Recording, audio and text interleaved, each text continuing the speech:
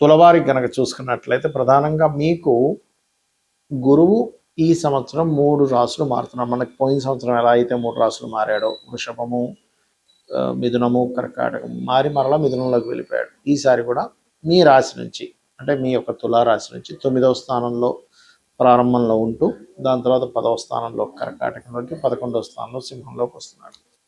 So వీటి మూలంగా కలిగేటువంటి ఫలితాలు ఏమిటి, ఏ విషయాల పట్ల మీరు జాగ్రత్తగా ఉండాలి, అదేవిధంగా దేశకాల పరిస్థితుల్లో కూడా దీని మూలంగా కలిగే మార్పులు ఏమిటి అనేటువంటి అంశాలు చెప్తుంది నేనైనప్పటికీ చెప్పిస్తుంది సాక్షాత్ లలిత అమ్మవారిగా భావిస్తూ ఆ లలితాంబిక అమ్మవారి యొక్క అనుగ్రహం మీకు పరిపూర్ణంగా కలగాలని మనస్ఫూర్తిగా కోరుకుంటూ, ఇక్కడ గమనించినట్లయితే మీకు 9లో ఉన్నప్పుడు సర్వసాధారణంగా తులా లగ్నానికి గురువు పాపి కాబట్టి కొంచెం బ్యాంక్ ట్రాన్సాక్షన్స్ అలాగే గురువులతో కొంచెం జాగ్రత్తగా ఉంటుంటారు. ఒక్కోసారి మిస్గైడ్ మీకు వాళ్ళకి వచ్చినటువంటి కొన్ని మిస్కమ్యూనికేషన్స్ వల్ల మిస్గైడ్స్ జరుగుతూ ఉంటాయి.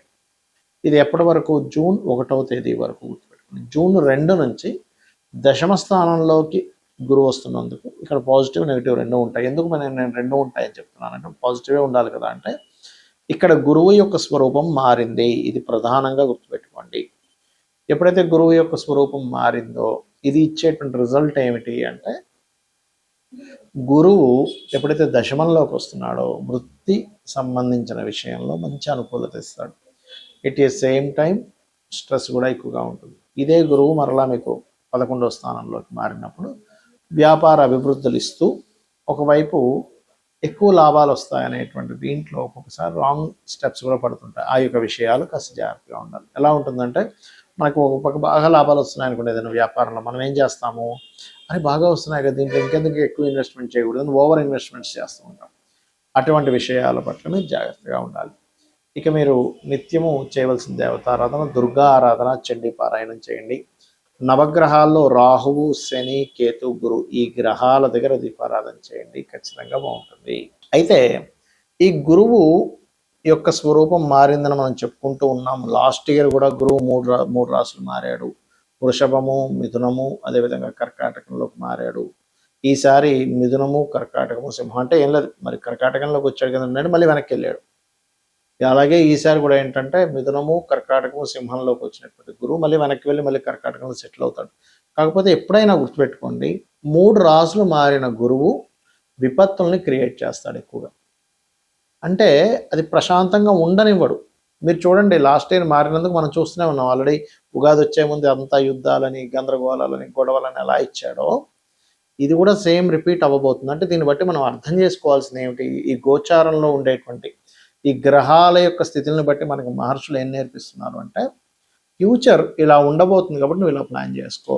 అంటే ఇప్పుడు మనకు చూడండి యూట్యూబ్లో వాటిలో యుద్ధం ఆగిపోయింది అని పెడతాడు, మళ్ళీ వెంటనే యుద్ధం ఆ స్టీమర్ మీద ఏదో బాంబు వేశారట, ఈ ఎయిర్పోర్ట్ మీద బాంబు వేశారట అంటూ ఉంటారు. దీని గురించి ఆల్రెడీ నేను ఒక 2 నెలలు 3 నెలల క్రితమే చెప్పాను. ఏమంటే యుద్ధాలు వస్తాయి, ఆగుతున్నట్టు అనిపిస్తాయి కానీ ఆగవు. ఇది చాలా పెద్ద యుద్ధమే, ఒక రకంగా చెప్పాలంటే ప్రపంచ యుద్ధం లాంటిదే. ఇది 3వ ప్రపంచ యుద్ధమే అనుకోండి. ఎందుకు అంటే ఇక్కడ జూపిటర్ ఎప్పుడైనా 3 రాసులు మారుతున్నప్పుడు ప్రాణ నష్టం అధికంగా జరుగుతుందని చెప్పారు. అందులో ప్రత్యేకంగా మనకి చెప్పినటువంటి విషయాల్లో ఈసారి గురువు రాజు అయినందుకు, గురువు రాజై మనకి ఎప్పుడైతే మిథున రాశిలో సంచారంతో ప్రారంభమైనందుకు, మిథున రాశి అనేటువంటిది 2 మనుషుల్ని చూపిస్తుంది, అది స్త్రీ పురుషుల్ని. కాబట్టి దీనివల్లనే మనకి గొప్ప గొప్ప వాళ్ళు కొంత వాళ్ళ సీక్రెట్ లైఫ్స్ బయటపడటము, వాయువులో ఒక రకమైనటువంటి ఇబ్బంది రావడము, యుద్ధం మూలంగా మనకి శాస్త్రాల్లో చెప్పింది ఏంటంటే 7 కోట్ల మంది జనాలు నశిస్తారు అనేటువంటిది ఉంది. మీరు కనుక చూసుకుంటే గతంలో ఒక 5-6 ఏళ్ల క్రితం కూడా ఇలాంటి సిచ్యువేషన్స్ వచ్చినప్పుడు, అప్పుడు కోవిడ్ టైంలో నేను మన యూట్యూబ్ ఛానల్లో ఉంటుంది, వెనక్కి వెళ్తే కనుక 5-6 ఏళ్ల క్రితం ఇంతమంది నశిస్తారు, ఈ రాశిలో ఇలా మారుతుంది కాబట్టి నేను అప్పుడు దానికి శ్లోక సహితంగా కూడా చెప్పాను దాని యొక్క అర్థం 5-6 ఏళ్ల క్రితం.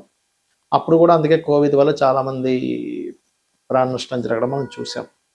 అయితే ఎప్పుడైతే ఈ జూపిటర్ అంటే జూన్ 1 వరకు మిథునంలో ఉంటాడో, దేశకాల పరిస్థితుల్లో ఎక్కువగా వైమానిక సంబంధించినటువంటి విషయాలకి ఎఫెక్ట్ వస్తుంది, గుర్తుపెట్టుకోండి. అంటే విమాన సంబంధించినటువంటివి ధ్వంసం అవడం, అది యుద్ధంలో కానివ్వండి, జనరల్గా ఉండేటువంటివి. ఎందుకంటే వాయువు మీద ప్రభావం. అలాగే మరొకటి ఏంటంటే వాయువులో ఒక రకమైనటువంటి నెగటివ్ ఇది రావడం వల్ల ఏంటంటే అయ్యో వాయు కలుషితం అయిపోయింది ఇలాగా. మూడవది లేనిపోనివి క్రియేట్ అవ్వడం, అసలు లేని ప్రచారం అవ్వడం, అసలు ఏది నిజమో ఏది అబద్ధమో అర్థం కాని పరిస్థితి. ఏమిటండి అసలు ఇది నిజమేనా, అసలు పేపర్లో వచ్చేది నిజమా కాదా, యూట్యూబ్లో వచ్చేది నిజమా కాదా అనేటువంటి సంశయంతో ఉంటూ ఉంటుంది. అదేవిధంగా స్త్రీ పురుషుల మధ్యని కొన్ని ఉండేటువంటి కొన్ని సీక్రెట్ అఫైర్స్ అనుకోండి, కొన్ని పేపర్స్ మూలంగా, అంటే కొన్ని ఇప్పుడు మనకి ప్రెస్ ఉంది, విలేకరి సంబంధించినటువంటివి ఏవైతే న్యూస్ సంబంధించి ఉంటాయో ఆ యొక్క విషయాల మీద కూడా మనుషులకి నమ్మకాలు కోల్పోవడము, ఆ రకంగా కొంత ఫేక్ న్యూస్లు కొంతవరకు ప్రచారం అవ్వడం ఈ గురువు మిథునంలో ఉన్నంతసేపు ఇస్తాడు, గుర్తుపెట్టుకోండి. అలాగే అంతరిక్షం నుంచి ఏదైనా ఒక ప్రమాదము భూమి మీదకి వచ్చి పొంచి ఉంది, అది మన శాటిలైట్స్ ఆకాశంలో బోల్డన్ శాటిలైట్స్ తిరుగుతాయి, అలా శాటిలైట్ లాంటిది ఏదైనా పాడైపోయింది భూమి మీదకి రావడం కావచ్చు. లేదు అంటే పర్టికులర్గా మనకి చూడండి కొన్ని సమాచారాలు అందుతుంటాయి, ఏమండి ఏలియన్స్ ఉన్నారట, వాళ్ళు భూమి మీద తిరుగుతున్నారట, అలాంటిది. అంటే ముఖ్యంగా ఏంటంటే భూమి మీదకి ఏదైనా అంతరిక్షం నుంచి వచ్చి భూమి మీద పడడం అనేటువంటిది జరగనుంది, దానివల్ల కూడా కొంత నష్టం ఉంది, గుర్తుపెట్టుకోండి. ఇది కర్కాటక రాశిలో మన మిథున రాశిలో ఉన్నంతకాలం, అంటే కర్కాటకానికి ముందు మిథున రాశిలో గురువు ఉన్నంతకాలం ఈ యొక్క ప్రభావం చూపిస్తూ ఉంటుంది. ఇక ఇక్కడి నుంచి కర్కాటకంలోకి జూన్ 2 నుంచి అక్టోబర్ 31వ తేదీ వరకు అక్కడ ఉంటాడు, 30వ తేదీ వరకు ఆల్మోస్ట్. ఇక దాని తర్వాత నవంబర్ 1వ తేదీ నుంచి సింహంలోకి వెళ్ళిపోతాడు. కాబట్టి ఈ కాంబినేషన్ ఏదైతే ఉందో అక్టోబర్ ఎండ్ వరకు, జూన్ 2 నుంచి అక్టోబర్ ఎండ్ వరకు ఉండేటువంటి ఈ కర్కాటక రాశిలో గురువు ఉన్నందుకు ఈ సమయంలో మీరు చూడండి ఎక్కువగా జల సంబంధంగా, ఆల్రెడీ గురువు మీకు మిథునంలో 12-15 డిగ్రీలు ఎప్పుడైతే మారిపోయాడో జల సంబంధించిన వాటి మీద పెరిగిపోయింది, ఇంకా పెరుగుతుంది. అయితే ఆ సమయంలో యాక్సిడెంట్స్ విపరీతంగా అవుతాయి. అందుకని మనం వాహనం వెళ్ళేటప్పుడు కాస్త అప్రమత్తంగా ఉండండి. ఇంటి నుంచి మనం బయలుదేరేటప్పుడు 1-4 సార్లు మనం ఎక్కడికి వెళ్తున్నాము, సరైన వాహనమా కాదా, సరైన సమయంలో బయలుదేరుతున్నాము, లేదా దుర్ముహూర్తాల్లోని వీటిలో బయలుదేరుతూ ఉంటాం, దుర్ముహూర్తము గండము ఈ సమయాల్లో, అటువంటి సమయాల్లో బయలుదేరకండి, ఎందుకంటే అది లింక్ ఉంటుంది అక్కడ. అలాగే మీ ఇష్టదైవాన్ని తలుచుకొని బయలుదేరండి, గుర్తుపెట్టుకోండి ఇది. ఎందుకంటే కర్కాటక రాశిలో గురు సంచారం జరిగేటప్పుడు వాహన ప్రమాదాలు అసలు మనం ఊహించలేం, అన్ని ఎక్కువ జరుగుతుంటాయి. కాబట్టి ఇంటి నుంచి మీరు మనస్ఫూర్తిగా మీ ఇష్టదైవాన్ని తలుచుకొని బయలుదేరినట్లయితే మీరు హ్యాపీగా ఉంటారు, మీకు ఎటువంటి ఇబ్బంది కలగకుండా ఉంటుంది. ఇది చెప్పడం కోసం ఆ విషయం చెప్పాల్సి వస్తుంది. ఇక మూడో విషయం ఏంటంటే ఈ జలము కలుషితం అవ్వడం, జలం మూలంగా గొడవలు రావడం. కర్కాటక రాశిలోకి గురువు వచ్చినందుకు జలం మూలంగానే కొన్ని దేశాల మధ్యన ఇబ్బంది రావడం, కొంత ఫుడ్కి ఇబ్బంది రావడం, ఫుడ్లో కొంత కలుషితాలు ఏర్పడడం, ఇట్లాంటివన్నీ కూడా ఇస్తుంది అక్కడ. ఇక ఇదే సింహరాశి నుంచి మన కర్కాటక రాశి నుంచి ఎప్పుడైతే సింహంలోకి నవంబర్ నుంచి ఎంటర్ అవుతాడో అక్కడ కలిగేటువంటిది ముఖ్యంగా నాయకుల మీద ఎఫెక్ట్ చూపిస్తుంది. అది పొలిటికల్ రిలేటెడ్, సీఎంలు అనుకోండి, పిఎంలు అనుకోండి, ప్రెసిడెంట్లు అనుకోండి, ప్రపంచవ్యాప్తంగా ఉండేటువంటి పెద్ద పెద్ద వాళ్ళు ఎవరైతే ఉంటారో, పొలిటికల్ రంగాల్లో ఉండేటువంటి వారు ఎవరైతే ఉంటారో వాళ్ళ మీద పూర్తిగా నవంబర్, డిసెంబర్, జనవరి మాసాలు ఎక్కువ ప్రభావం చూపించనుంది, గుర్తుపెట్టుకోండి.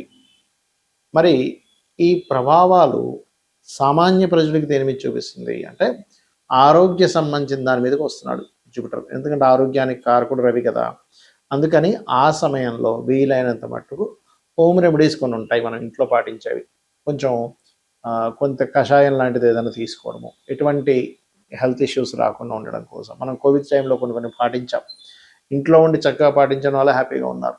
కాబట్టి అలాగా కొంతమంది డాక్టర్ల సూచనల చేత, అదేవిధంగా ఆయుర్వేదంలో కావచ్చు, హోమియోపతిలో కావచ్చు, అలోపతిలో కావచ్చు, వాళ్ళు కొంతమంది వెల్ ఎడ్యుకేటెడ్ పీపుల్ ఉంటారు, వాళ్ళు ఇచ్చినటువంటివి ఏవైతే టిప్స్ ఉంటాయో, అలాగే మన పెద్దవాళ్ళు కూడా చెప్పినటువంటివి కొన్ని ఉంటాయి, ఇటువంటి విషయాల్లో కొంత జాగ్రత్తగా ఉండాలి. అయితే ఇక్కడ ఈ 2-3 నెలల పాటు, అంటే నవంబర్ నుంచి డిసెంబర్, జనవరి ఈ టైంలో పర్టికులర్గా ఇది సంతానం మీదనే ఎఫెక్ట్ చూపిస్తూ ఉంటుంది.